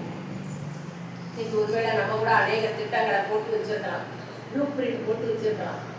அந்த திட்டத்தை எல்லாம் ஆண்டவர் உடைச்சிருவார். நீ போ, இப்படி போ, திரும்பி போ. நான் இந்த திருவாரூரை விட்டு போக வேண்டும் என்று சொல்லி 1980 வருஷத்துலேருந்து ட்ரை பண்றேன். எங்க அப்பாட்ட சொல்லுவேன் அடிக்கடி, அப்பா, நம்ம இந்த திருவாரூரே வேண்டாப்பா வேண்டாப்பான்னு நான் தான் சொன்னது. நம்ம தஞ்சாவூருக்கு போவோம்ப்பா, அடுத்து திருச்சிக்கு போவோம்ப்பா, அங்கதான் நிறைய பேர் புஸ்தகங்களா இருப்பாங்க, நம்ம அங்கதான் போகணும்னு நான் தான் எங்க அப்பாட்ட அவ்வளோ இது பண்ணிட்டே இருப்பேன், எச்சரிச்சுக்கிட்டே இருப்பேன். ஆனா எங்க அப்பா தஞ்சாவூருக்கு போனாங்க, நான் போனேன். என்னை திருமணம் செய்து விட்டுத்தான் போனார். பாருங்க, கர்த்தர் திரும்பி போ, நீ இங்கதான் இருக்கணும். இப்படி போமா இல்ல, நான் எனக்கு எது தெரியுதோ அதான் செய்வேன் அப்படின்னு செஞ்சவங்க எல்லாருடைய வாழ்க்கையும் நான் பார்த்துட்டு தான் இருக்கேன். எனக்கு எது சரியா தெரியுதோ அதை செய்வேன். செய்யாதீங்க, தயவு செய்து செய்யாதீங்க. ஆண்டவர் என்ன சொல்றாரோ, நம்மளுடைய விருப்பம் அதிகமா இருக்கலாம், தப்பு இல்லை. ஆனா அது கர்த்தருடைய சித்தத்திற்கும் திட்டத்திற்கும் அவருடைய ஆளுகைக்கும் உட்பட்டதாக இருக்கணும். அதை மீறி வந்துருச்சுன்னா தப்பா போயிடும்.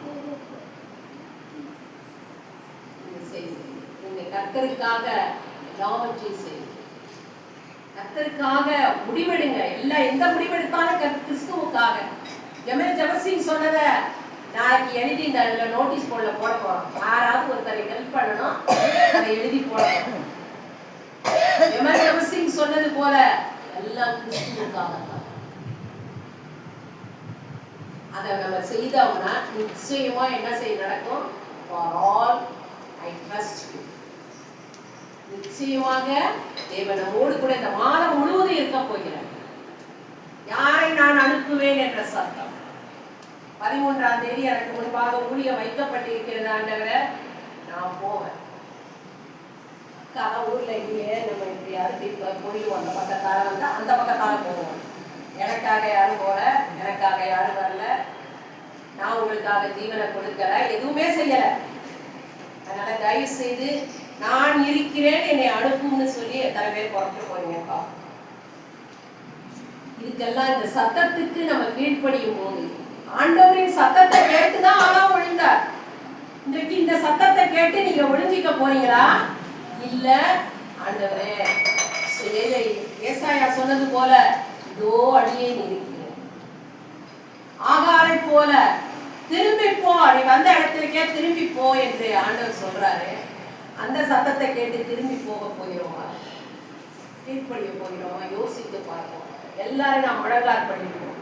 ஒருத்தர் கூட முழங்கார் படியிடாமல் இருக்க வேண்டாம். ஏன்னா முழங்கார் படியிடுதல் என்பது மிக அவசியம். இப்ப எனக்கு ரொம்ப வருத்தமா இருக்கு. என்னன்னா, என்னால முழங்காலே போட முடியாது. வாலிப பிள்ளைங்க அப்ப எடுக்கும் போது கூட சில நேரம் முழங்கால இருக்கிறது. முழங்காலை முடக்கு. ஆண்டவர் நம்மை பார்த்து இந்த மாதத்துல, ஜூலை மாதத்துல 3 கேள்வி கேட்கிறார். மகளே, நீ எங்க இருக்கிற? என்னுடைய சத்தத்தை கேட்டு நீ ஒளிஞ்சிட்டு இருக்கியா? என்னோட பேச உனக்கு மனசு இல்லையா? உனக்கு தைரியம் இல்லையா? நீ வெட்கப்படுறியா? என்னுடைய சத்தத்தை கேட்கறதுக்கு, என்னை பார்க்கிறதுக்கு நீ வெட்கப்படுறியா? நீ எனக்கு பிரியமில்லாத காரியத்தை செய்துட்டு இருக்கிறியா? எல்லாவற்றையும் நான் அறிவேன், ஆனாலும் நான் உன்னை தேடி வந்து இருக்கிறேன். என்னிடத்துல வா மகளே என்று அழைக்கிறார். நம்ம ஒப்பு கொடுப்போமா? ஆண்டவரே, இதோ உடைய சத்தத்தை கேட்க, உடைய சித்தத்தை செய்ய வருகிறேன். ஆகாரை பார்த்து கேட்டார், எங்க போறது வர்ற? எங்க போயிட்டு இருக்கிற? இந்த ஜூலை மாதத்துல எங்க போயிட்டு இருக்கிறோம்? என்ன செய்ய போகிறோம்? ஆகாரை போல ஆண்டவரே, நீங்க சொல்லிட்டா நான் திரும்பி போயிடுவேன்.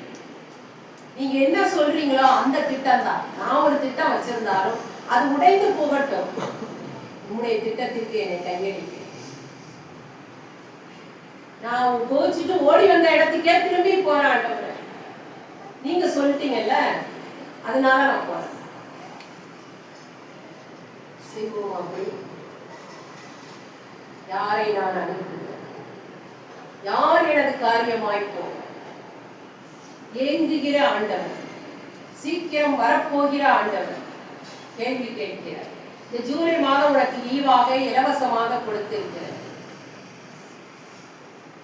நீ என்ன செய்ய போகிற? எனக்காக நீ புறப்பட்டு போவியா? என்னை குறித்து மற்றவர்களிடம் வெட்கப்படாமல் சொல்லுவியா? அல்லது என்னை குறித்தும் என் வசனத்தை குறித்தும் நீ வெட்கப்படுவியா? வருகையின் நாளில உன்னை குறித்தும் நான் மறுதளிப்பேன், உன்னை குறித்தும் நான் வெட்கப்படுவேன் என்று ஆண்டவர் சொல்லி, வருகை சீக்கிரமாக இருக்கும். நம்ம எல்லாரும் ஜப நிலையில இருக்கோம். மீனாட்சி பற்றி நம்ம எல்லாரும் ஜப நிலையில இருக்கோம். கர்த்தரிடத்தில் ஒப்பு கொடுப்போம். சத்தத்தை கேட்டவர்களாக மாத்திரமல்ல, அந்த சத்தத்திற்கு கீழ்ப்படிந்தவர்களாக, அந்த சித்தத்தை செய்கிறவர்களாக இந்த மாதத்தை நாம் ஒப்பு கொடுத்தார். ஆண்டவர் நம்மையும், நம்முடைய குடும்பத்தையும், நம்முடைய பிள்ளைகளையும், பேர பிள்ளைகளையும் எல்லாரையும் கர்த்தர் பாதுகாத்துக் கொண்டார், நடத்தி செல்வார். எல்லாரும் ஜபத்திலே இருப்போம்.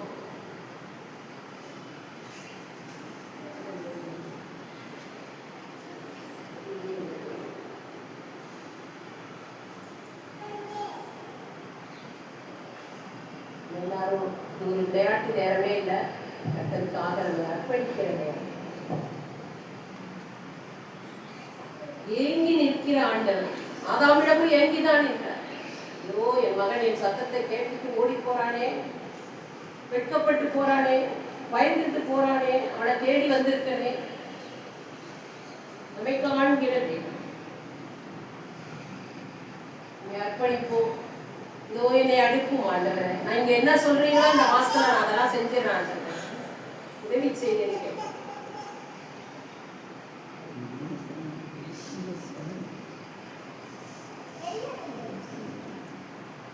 பிதாவே, தன்மையான வேலைக்காக ஸ்தோத்திரம் செலுத்துகிறோம், நன்றி செலுத்துகிறோம், துதிக்கிறோம், ஸ்தோத்திரிக்கிறோம். ஆண்டவரே, இந்த நேரத்திலையும் ஆண்டவரே, காலை நேரங்கள் இந்த நேரம் வரையிலும் ஆண்டவரே நீர் எங்களோடு இடைப்பட்டு கொண்டிருக்கிறதற்காக ஸ்தோத்திரம் செலுத்துகிறோம்.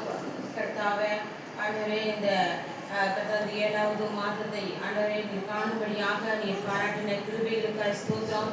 கடந்த 6 மாதமாக கர்த்தாவே ஆண்டவரே நீர் எங்களோடு நீர் பேசியிருக்கிறீர். ஆனால் அதை எல்லாவற்றையும் நாங்கள் ஆண்டவரே கர்த்தாவே அதை விட்டு விலகினவர்களாகவும் ஆண்டவரே கேளாதவர்களாகவும் இருந்த நாட்கள் உண்டு. ஆண்டவரே அதெல்லாவற்றையும் உடைய சமூகத்திலே இந்த நேரத்தில் சகோதரிகளாகிய நாங்கள் அறிக்கையிடுகிறோம். அதை ஆண்டவரை விட்டு திரும்பவும் ஆண்டவரை நாங்கள் மனம் திரும்பி கர்த்தாவே உடைய சமூகத்தில் ஆண்டவரே உடைய வார்த்தையை மாத்திரம் கேட்டு அதன்படி நடக்கக்கூடியவர்களாக எங்களை நீர் உற்சாகப்படுத்துறதுக்காக நன்றி செலுத்துகிறோம். உண்மை துதிக்கிறோம், உண்மை ஸ்தோத்திரிக்கிறோம். ஆண்டவரே அந்த ஆதாமை பார்த்து ஆண்டவரே நீர் ஆதாமே எங்கே இருக்கிறாய் என்று சொல்லி ஆண்டவரே நீர் கேட்டிருக்கிறதாவ ஆண்டவரே ஆதாம் இருக்கிற இடம் தெரியும், அவனுடைய சூழ்நிலை எல்லாம் நீர் அறிந்தவர். ஆனால் அவனுடைய நிலைமை உள்ளான கர்த்தாவே விஷயங்களை இடத்துல இருந்தாலும் தேவனே நீர் எங்களை ஒவ்வொருத்தரையும் நீர் உள்ளத்தையும் நீர் அறிந்திருக்கிற தேவன். நாங்கள் எங்கே இருக்கிறோம் என்று நீர் எங்களை பார்த்து கேட்கிறீர். கர்த்தாவே நாங்கள் மனம் திறந்து நாங்கள் இருப்பதை அப்படியே நாங்கள் சொல்லத்தால் ஆவாரை போல ஆண்டவரே கர்த்தாவே எங்களுடைய தவறுகளை ஒற்றுக்கொண்டு கர்த்தாவே திரும்பவும் மனம் திரும்பி நீர் அனுப்புகிற இடத்திற்கு நீர் சொல்லுகிற காரியத்துக்கு நாங்கள் இணங்கி கர்த்தாவே உங்களுடைய சித்தத்தை நாங்கள் நிறைவேற்ற எங்களுக்கு நீங்க உதவி செய்யுங்க. கர்த்தாவே ஆண்டவரே பெண்களாகிய நாங்கள் கர்த்தாவே குடும்பத்துக்கும் சபைக்கும் சமுதாயத்துக்கும் ரொம்ப முக்கியமானவர்கள். கர்த்தாவே நாங்கள் ஆண்டவரே சரியாக இருந்தால் மாத்திரமே ஆண்டவரே இந்த உலகத்தை ஆண்டவரே கர்த்தாவே நாங்கள் உலகத்திலிருந்து அந்த உலக காரியங்களுக்கு விலகி நாங்கள் உம்முடைய சித்தத்தை நிறைவேற்றி முடிக்க முடியும். கர்த்தாவே உம்முடைய சித்தம் மாத்திரம் எங்க வாழ்க்கையில ஆண்டவரே நிறைவேற எங்களை உம்முடைய சமூகத்துல நாங்கள் அர்ப்பணிக்கிறோம். இங்கே சகோதரிகள் யாரெல்லாம் ஆண்டவரே தன்னை ஆண்டவருடைய ஊழியத்துக்காக ஆண்டவரே கர்த்தாவே உம்முடைய வசனத்துக்கு நடுங்குவதற்காக ஒப்பு கொடுக்கிறார்களோ அவர்கள் எல்லாம் ஆண்டவரே கண்ணோக்கி பார்க்கும்படியாய் ஆசீர்வதிக்கும்படியாய் உம்முடைய சித்தத்தை அவர்கள் மூலமாக நிறைவேற்றும்படியாய் இந்த சமூகத்திலே நாங்கள் கெஞ்சி மன்றாடுகிறோம். கர்த்தாவே ஆவியானவர் காலம் முதல் அந்த ஒவ்வொரு விஷயங்கள் மூலமாகவும் ஆண்டவரே நீர் இடைப்பட்டு கொண்டிருக்கிறீர். அதற்காக ஸ்தோத்திரம். எங்க வாழ்க்கையை நாங்கள் திரும்பி பார்த்து எங்களுடைய நடைகள் எல்லாம் சீர்தூக்கி பார்க்க இந்த நாள் ஒரு சந்தர்ப்பத்தை நீர் கொடுத்த கிருபைகளுக்காக ஸ்தோத்திரம் செலுத்துகிறோம். நாங்கள் சாக்கு போக்கு சொல்லிக்கொண்டு ஆண்டவரே நாங்கள் இல்லாதபடிக்கு எங்களுக்கு இருக்கிற பலத்தோட நாங்கள் உங்களுடைய வார்த்தை உங்களுடைய சித்தத்தை நிறைவேற்ற எங்களுக்கு உதவி செய்ய வேண்டும் என்று நாங்கள் ஜெபிக்கிறோம். கர்த்தாவே அந்த 13ஆம் தேதி நடக்க இருக்கிற அந்த ஊழியங்களில சகோதரிகள் எல்லாரும் கலந்து கொண்டு அவர்களால் முடிந்த அளவுக்கு ஆண்டவருடைய நாமத்தை மகிமைப்படுத்த ஆண்டவரே அவர்களை வல்லமையாய் எடுத்து நீர் பயன்படுத்த வேண்டும் என்று உடைய சமூகத்திலே நாங்கள் கெஞ்சி மன்றாடுகிறோம். ஆண்டி கூட அங்க டெல்லிக்கு போகிறார்கள். அங்கே உங்களுடைய மகளை வல்லமையாய் எடுத்து பயன்படுத்தி பத்திரமாக எங்கள் மத்தியில சுகபல ஜீவனோடு நீர் அழைத்து வரும். ஆண்டவரே அந்த திருமண ரிசப்ஷன் கூட நல்ல முறையில நடக்கத்தக்க உதவி செய்யுங்க. ஆண்டவரே அந்த இடத்தையும் சபையாராக சேர்த்து உடைய நாமத்தை மகிமைப்படுத்த நீங்க உதவி செய்யுங்க. அதுபோல ஆந்திரா கூட போக வேண்டும் என்று இருக்கிறார்கள். அதையும் நீங்க வாய்ப்பு பண்ண வேண்டும் என்று நாங்கள் ஜெபிக்கிறோம். சென்னையில கூட ஆண்டவரே ஒரு மீட்டிங் இருக்கிறது, அதுலேயும் கலந்து கொண்டு எல்லா இடங்களுக்கும் போகும் பொழுது ஆண்டவரே ஒவ்வொரு காரியங்களை ஆண்டவரே உமக்கு பிரியமாக நடப்பதற்கு ஒவ்வொரு காரியங்களை கற்றுக்கொள்ள நீர் கிருபை பாராட்டும். இந்த உலகத்துல நாங்கள் எங்கே சென்றாலும் உங்களுடைய நாமத்தை மகிமைப்படுத்துவதற்கான காரியங்களை மாத்திரம் கற்றுக்கொண்டு உங்களுடைய நாமத்தை மகிமைப்படுத்த எங்களுக்கு உதவி செய்யும். இந்த உலகம் இருக்கிற உலகத்தை எங்களுக்கு சதம் அல்ல, இந்த உலகத்திலே எங்களுக்கு நிலையானது அல்ல. இந்த உலகம் அன்று நாங்கள் உயிர் இருக்கிற வரைக்கும் தான். ஆனாலும் கர்த்தாவே நாங்கள் பரத்தை நோக்கி நாங்கள் செல்லக்கூடியவர்களாக பரத்துக்கேற்ற காரியங்களை நாங்கள் இந்த பூமியிலே நிறைவேற்றக்கூடியவர்களாக எங்களையும் எங்க பிள்ளைகளையும் எங்க சகோதரிகளையும் கர்த்தாவே உறவினர்கள் எல்லாரையும் உடைய சமூகத்துல அர்ப்பணிச்சு நாங்கள் ஜெபிக்கிறோம். ஆசீர்வதியும், பலப்படுத்தும். கேட்ட வார்த்தைகள் ஆண்டவரே விட்டுவிடாதபடிக்கு வாழ்க்கையில ஒவ்வொரு நிமிஷமும் நடைமுறைப்படுத்த நீர் உதவி செய்தார்களும். நான் தெரிந்தோ தெரியாமலோ ஆண்டவரே நாங்கள் ஏதாவது உமக்கு பிரியமில்லாத காரியத்திலே நாங்கள் செயல்பட்டு போமானால் எங்களை தயவாய் நீர் மன்னியும். சகோதரிகளின் தயவாய் நீர் மன்னித்து ஆண்டவரே பரிசுத்தத்தின் மேல் பரிசுத்தம் அடைந்து இன்னும் ஆண்டவரை ஆவிக்குரிய நிலைமையில வளர்ச்சி அடைந்து ஆண்டவரை தேறினவர்களாக நீங்கள் எதுவரைக்கும் தேறி இருக்கிறீங்களோ அதிலே ஒழுங்காய் நடந்து கொள்ளுங்க என்று சொன்னது போல நாங்கள் தேறினது காரியங்களிலே ஒழுங்காய் ஆண்டவரை நடக்கத்தக்க எங்களுக்கு நீர் வேண்டிய கிருபைகளை அனுதினமும் தர வேண்டும் என்று உடைய சமூகத்துல நாங்கள் ஒப்பு கொடுத்து ஜெபிக்கிறோம். இந்த செய்தி ஆண்டவரை கர்த்தாவை கேட்கிறவர்கள் எல்லாம் பிரயோஜனமாக இருக்கத்தக்க நீர் உதவி செய்ய வேண்டும் என்று நாங்கள் ஜெபிக்கிறோம். ஆசீர்வதியும் பலப்படுத்தும். ஆண்டவரும் மீட்பருமாகிய இயேசு கிறிஸ்துவின் வல்லமையுள்ள நாமத்தினாலே ஸ்தோத்திரத்தோடு வேண்டிக் கொள்கிறோம் எங்கள் ஜீவனுள்ள நல்ல பிதாவே.